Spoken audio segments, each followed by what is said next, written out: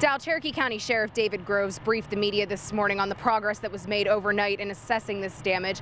He said a total of 100 homes were damaged or destroyed from this twister in a 2-mile radius of the town, including a 2-specific block area. With just a few days remaining until the start of school, some of these boxes may remain unpacked for a little while, but students say that doesn't matter because it's all about the experience. Whether it's something you found in your junk drawer or something that you put in a frame to last forever.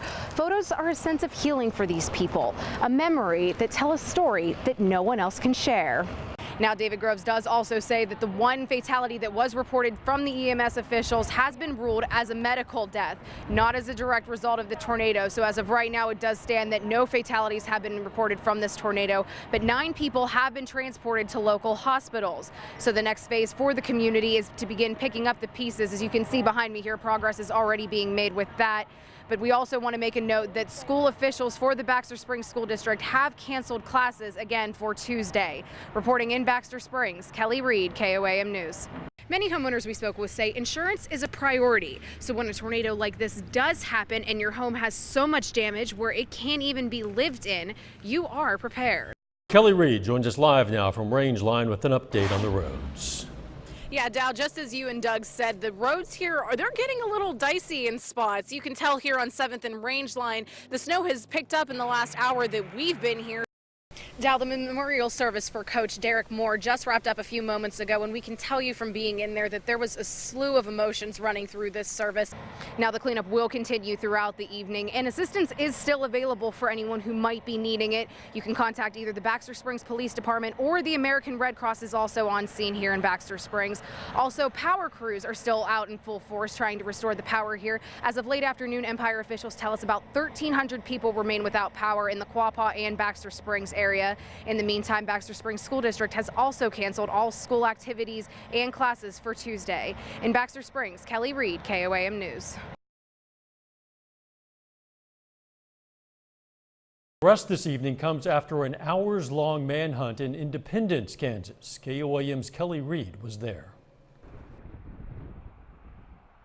It was reported to Montgomery County sheriffs that Bennett may be spotted in the Independence area, which led them to this Dollar General store along Main Street around 12:45 this afternoon. That's when additional authorities arrived on scene to continue their search. Shortly after 3:30, while we were on scene, all crews were dispatched to this Walmart location a few blocks south for another reported sighting. Authorities blocked all entrances to the store and searched every vehicle before they were allowed to leave. After a short time, the Walmart returned to its normal activity with no arrests made. Crews traveled back to the Dollar General store to regroup, and additional authorities, including Labette County, Coffeyville, and Parsons Police, all arrived to assist in the manhunt. Around 6:30 p.m., crews moved to another secure location, and the manhunt for this suspect continued. Again, Montgomery County, Kansas authorities confirmed that Bennett was arrested this evening. No word on what charges he will face. It's a bit of comfort, at least for the community, to know that a suspect is in custody tonight. Kelly Reed in the newsroom. Thanks, Kelly. KOAM's Kelly Reed joins us from the newsroom now with more. Dow, when teenagers hit the age of 18, a world of opportunities open to them. For 18-year-olds living in foster care, it can be stressful thinking where to go next. But now with the new legislation, they can breathe a sigh of relief. KOAM's Kelly Reed joins us from the newsroom now with more. Dow, Crawford County is a busy district for court cases, which is why they have a Pittsburgh Center and a Girard Center. But with renovations coming to the Girard Center, officials had no other choice than to come up with alternative plans. KOAM's Kelly Reed joins us from the newsroom now with more. The Special Supplemental Nutrition Program for Women, Infants, and Children, which is otherwise known as WIC, is still operating in Crawford County. But with funds quickly running out, many are asking just how long this program can hold out. Now, Dow, as I was watching Justin's demonstration, you could see exactly how hard he was swimming against the creek and the current. And as the rain continues, it's best to probably just stay off the roads. That's their best advice to everyone. We always hear it. Those floodwaters can be misleading, and you don't know what's just under the surface. It could drag you along. Exactly. You just have to be careful. Thanks. Kelly Reed. The Hollywood Theaters has refused to comment, but one employee that was showing up to work this morning did confirm with us that the movie theater does plan on remaining open and operating on its usual schedule. It's not that traditional walk down the aisle that most brides envision on their wedding day, but our bride says she's just fine with that, meeting her husband here on home plate. When it comes to larceny, the Carthage Police Department say it's all too common. Unlocked cars, meaning that a thief could walk right up to your car and steal anything valuable that you have inside, such as insurance cards or personal items. So when it comes to keeping your things safe, the Carthage Police Department recommends one thing: always keep your car locked. You typically see them marching down the fields of football games, but now you'll see them marching down the streets of Chicago. I'm Kelly Reed, and I'll explain up next. What makes this CPR team so unique is that each of the 4 officers come from a different division within the Joplin Police Department. So they all work together collaboratively to find which area of crime prevention needs targeted the most. In a life or death situation, time can be critical. Not all hospitals can offer all services. And what we offer with the flight program is it's critical care transport from bedside to bedside. You know, we're able to take and maintain the care that's being provided in the hospital, transfer the patient to the aircraft, and take them to the next place. A subsidiary of Air Methods, MedFlight has been providing emergency trauma care for patients in the 4-state area for more than 20 years. The way that we help the most is by getting those, sick people who need those specialized different kind of care, maybe far away. Really helps out. You can make the trip a lot shorter, get them to where they need to be a lot quicker. MedFlight Director Rod Pace says his crew can shave 50 to 70% off of on-the-ground travel time by transporting patients through the air. It's quicker transport. We continue what the ground services and what the outlying hospitals have started. We continue the care, we advance the care to the protocols, and we deliver them just in a faster, quicker fashion. Anything that they would do on the ground in the ambulance or in the emergency room, those same kind of scenarios and responsibilities are what I try to accomplish just in the air. And those responsibilities of keeping a patient alive are all in a day's work for the MedFlight crew. As soon as we're on scene, normally we have some kind of idea where we're going to start, and the nurse and the medic, we work well enough together. We kind of read each other's thoughts. After moving from its former helipad at Mercy Hospital, MedFlight is now located at the Joplin Regional Airport. Along with a location change, MedFlight also has a new helicopter equipped with digital moving map display, real-time weather, and terrain and aircraft avoidance. The technology is far more advanced than most ground ambulance services, but the process remains the same. You try to be very slow, very methodical, train yourself to go through a mental checklist of things you're looking for in the aircraft, of things you're looking for outside, so that you can safely and effectively take the crew to the patient, pick up the patient, and bring them back to get care. That's what our job is.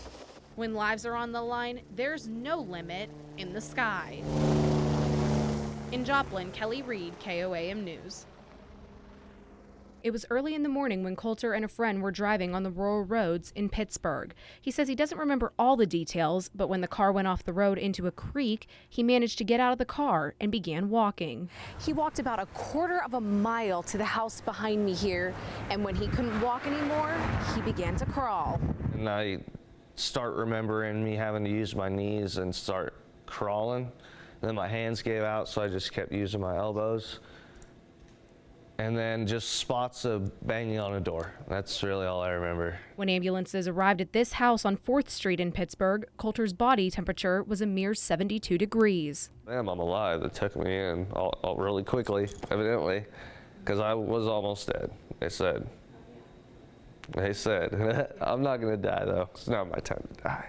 He was rushed to KU Medical Center, where his lower legs and right hand were amputated. They were taking me in to get my hand gone.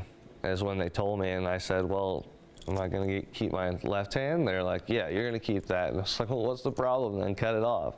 I mean, it was bothering to my body, so it had to be cut off. Doctors with Freeman Health System who specialize in amputation and physical rehab say Coulter's case is extremely rare. Hypothermia-related amputations, if they happen, I think they are, you probably could count them.